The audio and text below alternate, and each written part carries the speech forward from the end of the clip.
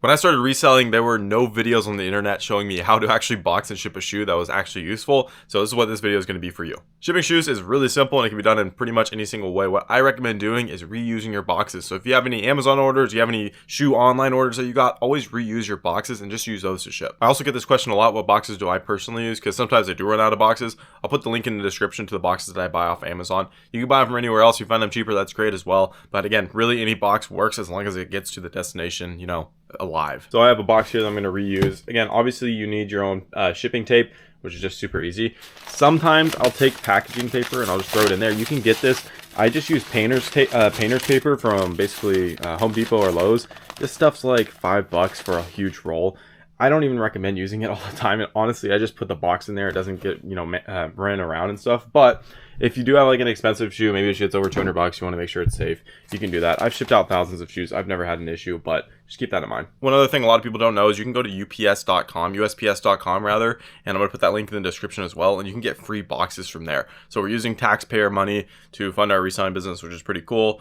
And again, you just get free boxes, free label pouches, a ton of just free stuff on there. Go check it out. Again, I have the link down below. So now that you actually have your shoe that you sold, there's two ways to ship it out, all right? So one is going to be probably just using your regular printer. So you might have printer paper at home. You can actually print the label onto that, and I'll show you how to actually do that right now in this video. The second would be you can get a thermal printer. I highly recommend getting a thermal printer if you want to scale your business. Just saves you a bunch of time, and I'm also going to show you what that looks like. So you take your box, you put it in here, obviously. See how this is like snug? I don't need paper in here, but if it's smaller, you can do that obviously. But I'm going to show you guys what it's like to actually box this shoe up and how you're going to put a label on it. So first off, if you get a sale on GOAT or StockX, some of these platforms are going to want you to actually put a label inside the box. So there's instructions on it. You would just take that label, you'd put it in the box, and you're good to go with that.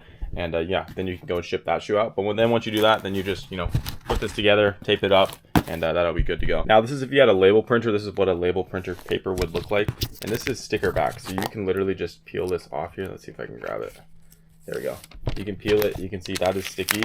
So this will stick to, this box. You put it there, slap it on. That's it. That saves you a bunch of time. Again, those cost probably around $60 to buy. If you don't have a label printer, that's completely fine. I'm going to show you guys what to do with actual real paper because you can ship with that as well.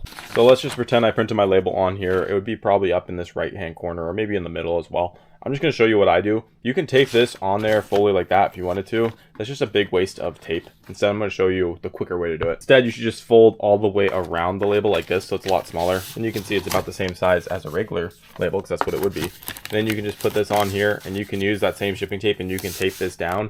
Or what I recommend doing, again, I was telling you guys earlier, go to USPS.com and you can get those free label pouches. And essentially, if you haven't seen them, I don't have any on me because I don't use them. But essentially, think of it as like a little plastic bag. You slide it in, the back's sticky, you can peel it off. Then you can just slap it on the box and it works completely fine. You can also go to your local UPS and USPS and ask for them. They'll have them free. They can give them to you as well.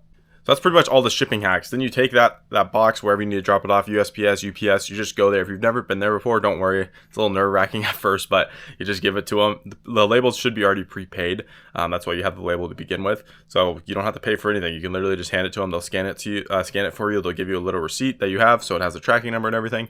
And that's it. If you sold it on GOAT, StockX, eBay, any of these other platforms, you pretty much just wait until they get it, and the apps will let you know when they get it. And then once they do, it gets authenticated, you get paid. And that's it. It's really that simple. So that is all the tips that I would recommend for shipping. Again, down in the description below, I left a lot of different links that you guys can check out. If you're interested in scaling your reselling business, I do offer a service that can help you guys grow. If you want to check that out, it's my reselling accelerator. That's also in the link down below in the bio. So yeah, hopefully you guys enjoyed this video, and I'll see you in the next one.